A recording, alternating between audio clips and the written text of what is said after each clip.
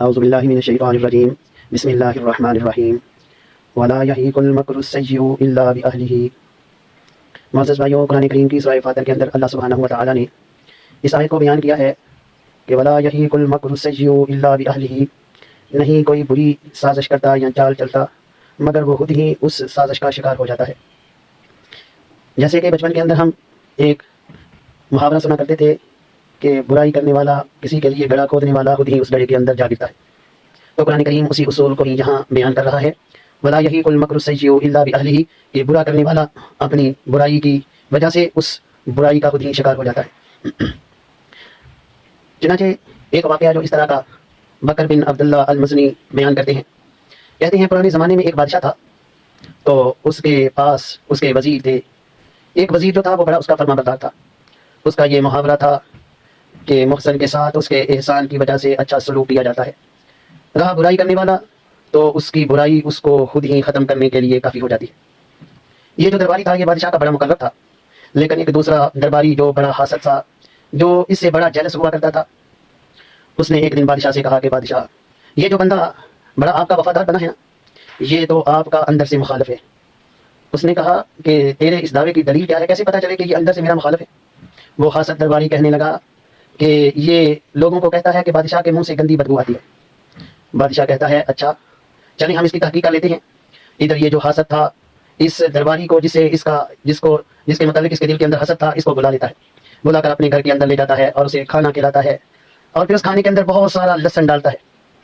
جب یہ درباری اپنے بادشاہ کے دربار میں پہنچتا ہے تو بادشاہ کے جوتے سیدھے کرتے ہوئے اپنے عام محاورے کے مطابق کہتا ہے کہ محسن کے ساتھ اس کے احسان کی وجہ سے اچھا سلوک کیا جاتا ہے، رہا برا کرنے والا تو اس کی برائی ہی اس کو ختم کرنے کے لیے کافی ہے۔ جب بادشاہ کے قریب ہوتا ہے تو اپنے منہ پہ ہاتھ رکھ لیتا ہے۔ بادشاہ نے کہا کہ وہ درباری صحیح کہتا تھا۔ بادشاہ نے اس کو اپنے دربار میں بلایا، بلا کر اس کو ایک خط لکھا۔ اس زمانے کے اندر بادشاہ خود ہی سزائیں سنایا کرتے تھے۔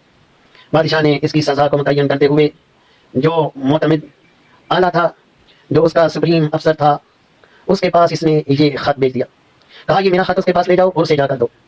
جب یہ درباری وہاں سے دربار سے نکلتا ہے تو کیا دیکھتا ہے کہ وہی جو حاسد تھا اس کا، وہ رستے کے اندر اس کو مل جاتا ہے۔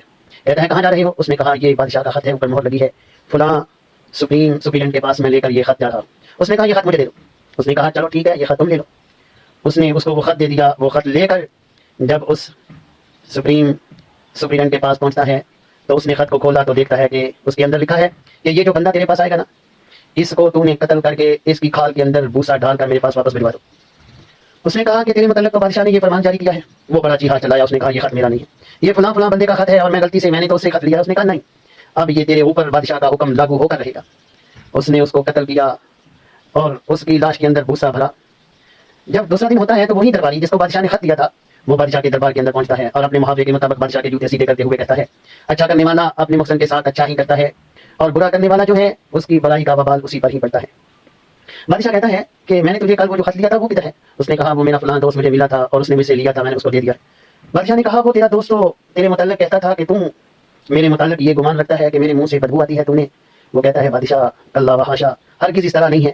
بادشاہ نے کہا پھر جب تم مجھے ملا تھا تو نے اپنے منہ کے اوپر ہاتھ رکھا تھا؟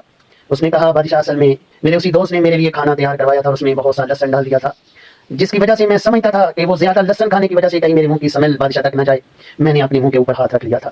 تو بادشاہ نے کہا واقعات نہیں تم سچ کہتے ہو کہ جو کوئی احسان کرنے والے کے ساتھ برا کرتا ہے اس برائی کا وبال اسی پر ہی پڑتا ہے۔ اپنے محسن کے ساتھ اچھا سلوک کرنے والا اچھا برتاؤ کرتا ہے، رہا برائی کرنے والا جو برا کرتا ہے تو اس کا وبال اسی پر پڑتا ہے۔ تو ہمارا قرآن بھی ہمیں اسی بات کی دعوت دیتا ہے اور یہی اصول بیان کرتا ہے، ولا یحیق المکر السیء الا باہلہ، کسی کے خلاف برا سوچنے والا، کسی کے خلاف بری سازش کرنے والا، کسی کے خلاف بری چال چلنے والا، کسی کے خلاف برا گڑھا کسی کے لیے کھودنے والا خود ہی اس گڑھے کا شکار ہو جاتا ہے۔